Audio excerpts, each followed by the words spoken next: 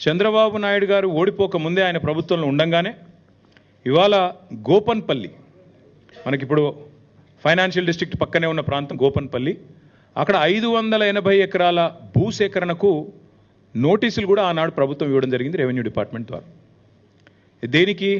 ఒక formula 1 race track, permanent track ఇండియాలో build చేయాలి, దానికి హైదరాబాదే కేంద్రం కావాలి అనే కోరికతో ఆనాడు చంద్రబాబు నాయుడు గారి ప్రభుత్వం ఒక బలమైన ప్రయత్నం చేసింది. దురదృష్టం వారి ప్రభుత్వం పోయింది. ఆ తర్వాత వచ్చిన కాంగ్రెస్ ప్రభుత్వం వాళ్ళు దాన్ని పట్టించుకోలేదు. అట్లే ఆ రైతులు కూడా ఎవరైతే ఆ గోపన్పల్లిలో భూసేకరణ నోటీసులు రిసీవ్ చేసుకున్న వాళ్ళు ఉన్నారో వారు అప్పటి నుంచి ఇప్పటివరకు న్యాయ పోరాటం చేస్తూనే ఉన్నారు. ఆ రైతుల్లో ఒక ఆయన రేవంత్ రెడ్డి కూడా ఉన్నాడు. ఈరోజు ముఖ్యమంత్రిగా ఉన్న రేవంత్ రెడ్డికి కూడా అక్కడ 15 ఎకరాల భూమి ఉంది. సో ఇప్పుడు నేను చెప్పే స్టోరీ అంతా రేవంత్ రెడ్డికి కూడా ఎరికే.